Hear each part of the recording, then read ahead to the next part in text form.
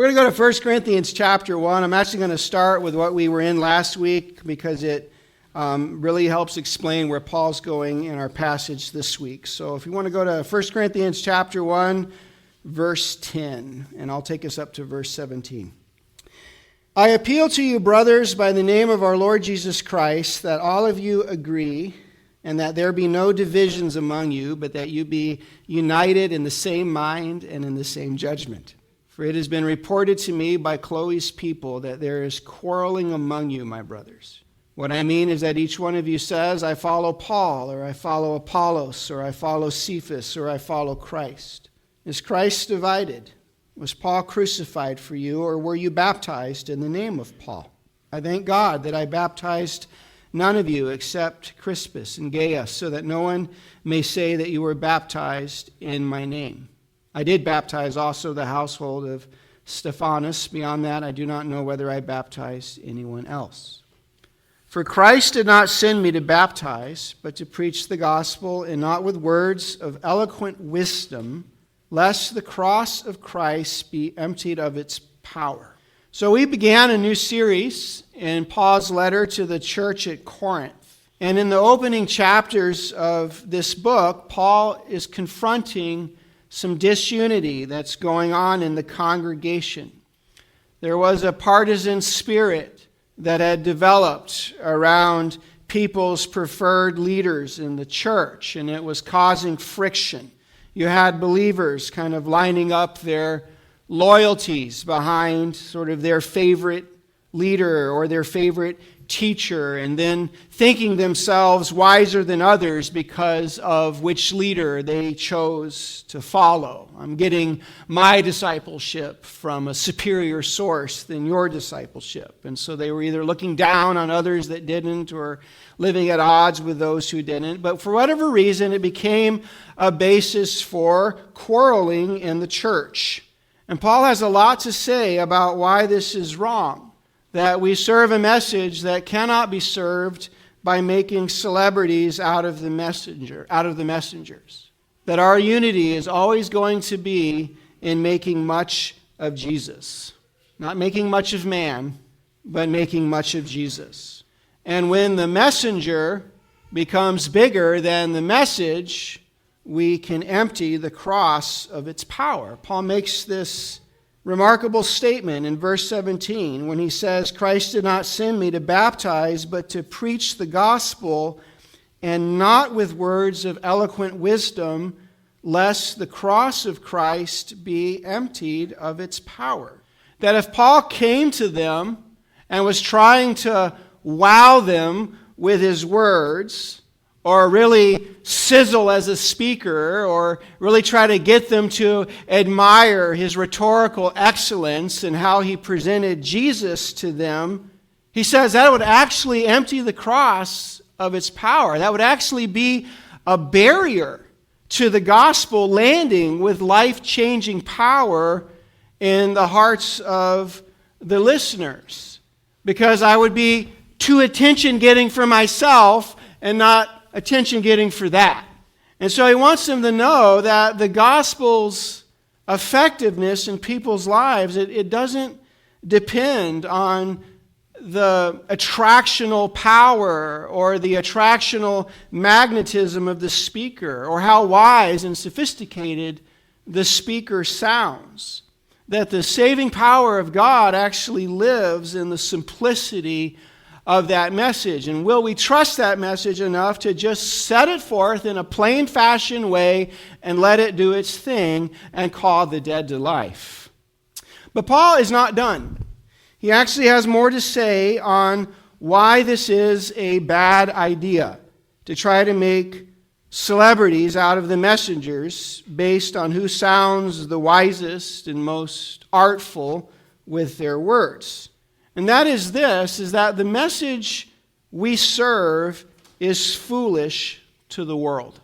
And why would you try to create a celebrity culture around a message that sounds like nonsense to much of the world? Like, are you wanting to make people famous around a foolish-sounding message that offends much of mankind? Do you not see a bad idea somewhere living in that? Listen to what he says in verse 18. For the word of the cross is folly to those who are perishing, but to us who are being saved, it is the power of God. For it is written, I will destroy the wisdom of the wise, and the discernment of the discerning I will thwart. Where is the one who is wise? Where is the scribe? Where is the debater of this age?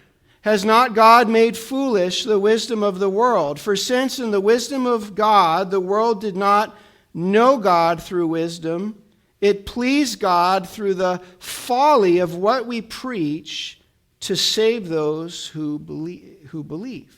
God chose to save mankind through a foolish-sounding message. That's what we're going to grapple with here. That God's way of salvation sounds like no way of salvation to much of the world. And I realize that most of you are believers in Jesus and you cherish the cross. Yes? You cling to the cross. You've staked all of your hope to this human sacrifice that happened there. But it's worth remembering there's even a bigger crowd of people that doesn't, that actually thinks this is laughable or finds it repugnant, and who would look at you and me as ignorant imbeciles for doing so. Feeble-minded simpletons. How crazy to conclude that this is what would hold more hope for the human condition than anything else out there. Just saying. Just saying. And hearing the Bible admit that, I think, sets us free from trying to make the cross sound fashionable to the world, or to think that Christian leaders need to be in a fashion contest about who can say it in the most exciting way, or the most wisest sounding way, or the most entertaining way, or avant-garde way, or trendy and edgy way, or whatever way. Because at the end of the day, this sounds like nonsense to much of the world. The message of the cross is foolishness to a big horde of humanity that's going to think that you and I are intellectually inferior and weak-minded, forever thinking this is true and staking our hope to it. In fact, we just could use the language of the text that you are a fool for doing so. And you know what God would say to us as we sit with that we look foolish in the eyes of the world? He would say, get over it. Get over it. Jesus played the fool, and now you can follow him and play the fool too. Because, yeah, they may call you a fool, but you're God's fool. And you can wear it. Why don't you turn to somebody next to you and you say, you're God's fool. You're God's fool. And you can wear that as a badge of honor. There's a glory in you being God's fool, and you can invite others to come be a fool as well. And so God has chosen to save the world through a very foolish-sounding message. And this foolish-sounding message stands as the great divide between two groups of people. Those who are perishing, verse 18, and those who are being saved. It separates out the lost from the found, right? It divides out those who are going to receive God's eternal blessing and those who are going to be cut off from God's eternal blessing. And all mankind is on a journey in one of these two directions. We are either perishing, or we're either in a state of perishing, or we're in a state of being saved. We're either on a road toward eternal ruin, or we're headed for a day of full and final salvation.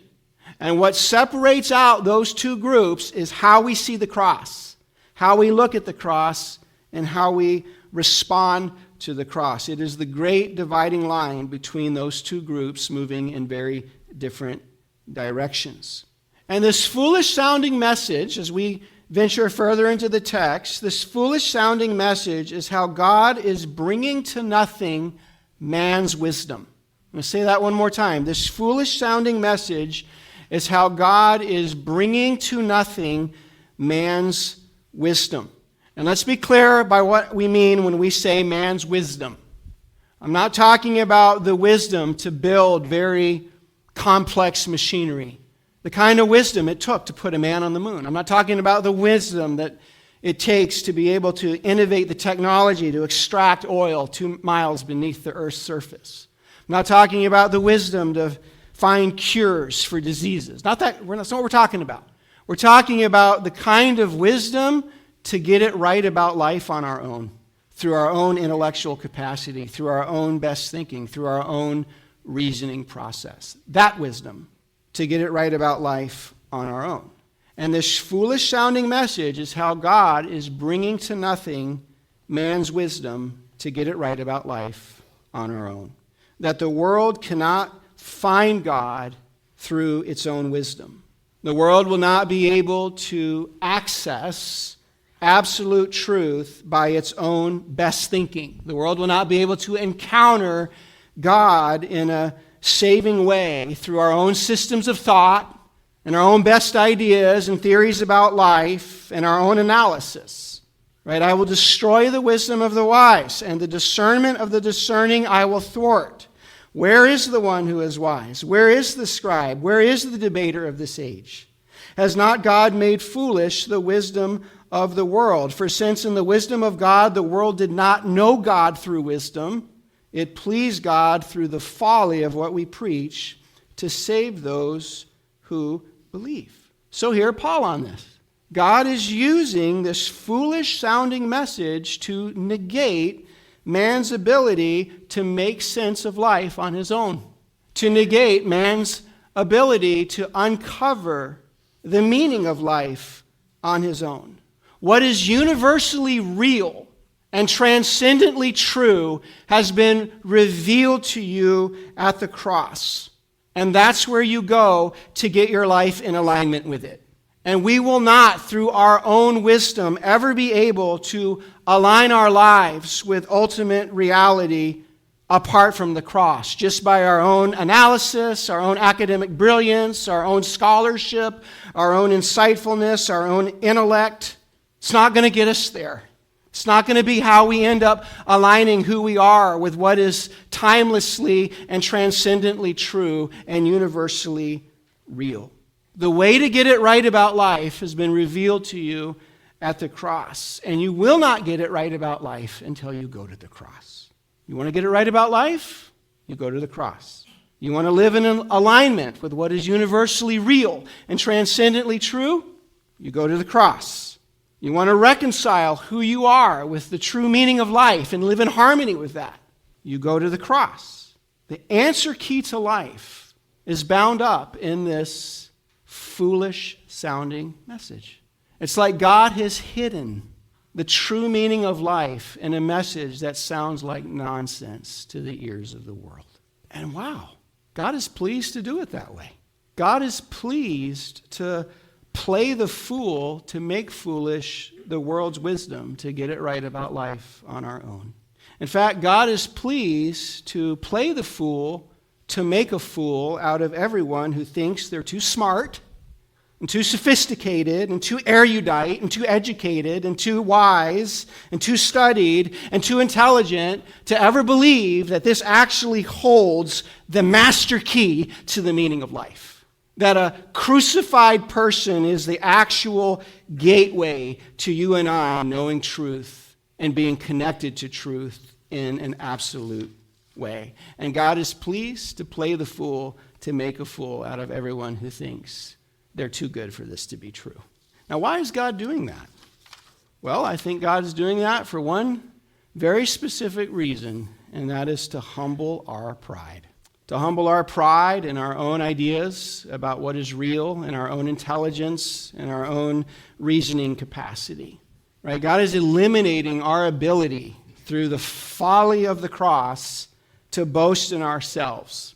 No one's going to ever be able to stand before God and say, hey, we figured out life on our own, or we found God on our own, or we uncovered the true meaning of it all on our own. No, God is taking all of that away. He is excluding all basis for us boasting in ourselves through the folly of this message that is preached. God wants us to know that we are in an extremely dependent position upon him to even know him. That eternal truth is knowable because God chose to make it knowable through the cross. He chose to reveal it to us at the cross. And we would never reason our way into it on our own. It has to be revealed and it has to be received for us to ever have a true encounter with him. We're not going to access it just through the few pounds of meat between our ears, apart from God revealing it to us.